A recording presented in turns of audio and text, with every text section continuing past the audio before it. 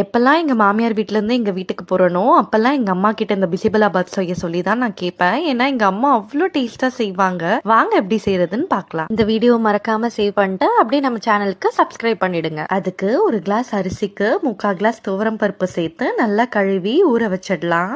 இப்ப பிசிபலாபாத் பொடி செய்யறதுக்கு 6 காஞ்ச மிளகாய், 2 ஸ்பூன் தனியா, 1/4 ஸ்பூன் வெந்தயம், கொஞ்சம் மிளகு, பட்டை, 2 ஏலக்காய், 3 கிராம்பு, சின்ன பீஸ் தேங்காய், 1 ஸ்பூன் சீரகம், 1/2 ஸ்பூன் கடலைப்பருப்பு, 1 ஸ்பூன் உளுந்து எடுத்து ஒரு கடாயில எண்ணெய் ஊத்தி எல்லாத்தையும் சேர்த்து நல்லா வறுத்து கொரன்னு அரைச்சு எடுத்துக்கலாம். இப்போ ஒரு கடாயில எண்ணெய் ஊத்தி ஒரு 25 சின்ன வெங்காயம், 4 பல் பூண்டையும் சேர்த்து நல்லா வதக்கிட்டு கேரட், பீன்ஸ், கத்திரிக்காயை சேர்த்து நல்லா வதக்கிடலாம். கடைசியா தக்காளியும் சேர்த்து நல்லா வதங்கினக்கு அப்புறம் கழுவி வச்சிருந்த அரிசி பருப்பு இது கூட சேர்த்து 6 கிளாஸ் தண்ணி ஊத்தி கொஞ்சம் உப்பு, 1/4 ஸ்பூன் மஞ்சள் தூள் சேர்த்து நல்லா கலந்துட்டு 3 விசில் விட்டு இறக்கிடலாம். இப்ப நல்லா கலந்து விட்டு ஒரு லெமன் சைஸ் புளிய கரைச்சு இது கூட சேர்த்துட்டு கூடவே ஒரு 1/2 ஸ்பூன் குழம்பு மிளகாய் தூள், 1/4 ஸ்பூன் வெறுமிளகாய் தூள் சேர்த்து நல்லா கொதிச்சக்கு அப்புறம் 3 ஸ்பூன் பிசிபலாபாத் பொடி சேர்த்து கலந்துடலாம். இப்போ ஒரு கடாயில எண்ணெய் ஊத்தி கடுகு, காஞ்ச மிளகாய், ஒரு வெங்காயம், கொஞ்சம் கருவேப்பிலையும் முந்திரியும் சேர்த்து நல்லா வதக்கிட்டு 2 ஸ்பூன் நெய் விட்டு இதையும் சேர்த்து நல்லா கலந்துட்டா